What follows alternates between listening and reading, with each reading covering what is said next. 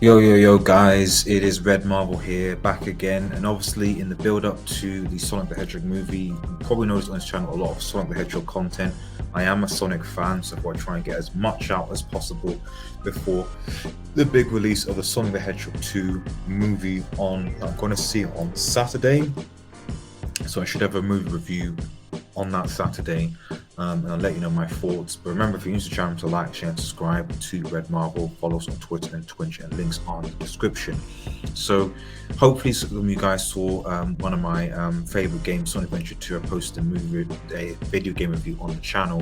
This is actually also in my top three.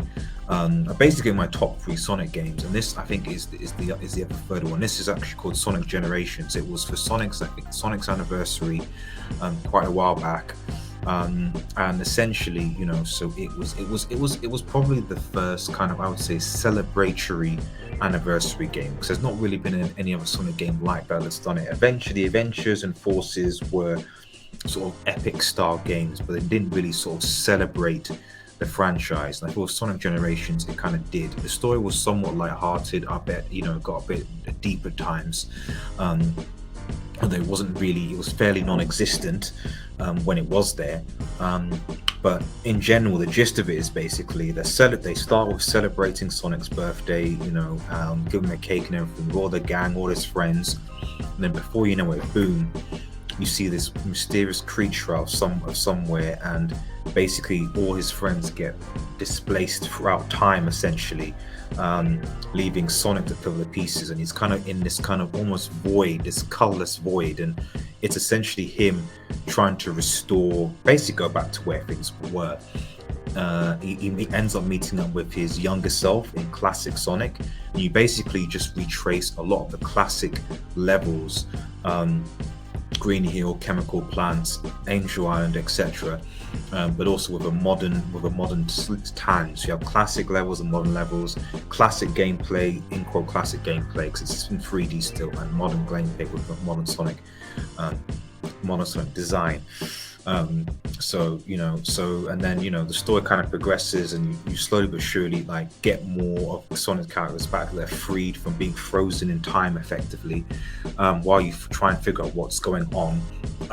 In the meantime, you face off against Sonic's old rivals, Metal Sonic, Shadow the Hedgehog, and Silver the Hedgehog in various boss battles, as well as old foes like the Death Egg robot, Perfect Chaos, and the what was it again? It was the egg. It was the one from Sonic Unleashed. What was it called? Not Egg Emperor. I can't remember what it was called, but yeah, the one from Sonic Generations. Which is pretty epic as well. So, eventually, you find the source is this sort of time eater character that basically eats dimensions, and or distorts time anyway. But you find out that what happens is both Robotniks, past and present, basically have been control it. Basically, they're basically controlling the monster and using it to sort of manipulate time so that they end up winning the battles between Sonic, and they have their own. They can eventually create Eggman Land effectively. That's the gist of it.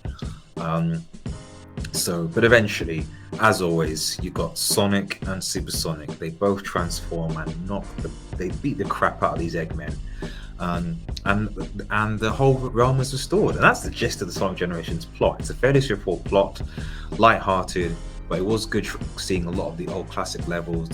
Also, the remix music was on point. The gameplay was okay. So I must say it was blinded by nostalgia at times, but the music was on point. There was enough to do, enough additional stuff around the levels, additional side quests, etc., to make it replayable.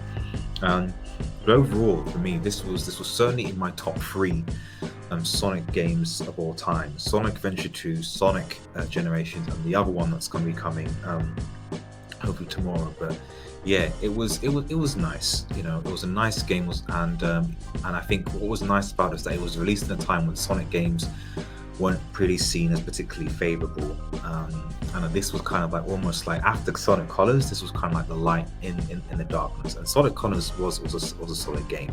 It built on that formula, and I think you got a good I love just blitzing through Green Hill Zone as modern Sonic, boosting and then transforming into Super Sonic in level and just destroying things. It was great. It was lovely. So, but yeah, let me know what your thoughts on Sonic Generations. Remember to like, share, subscribe, follow us on Twitter and Twitch. Have a nice day, everyone, and cheers.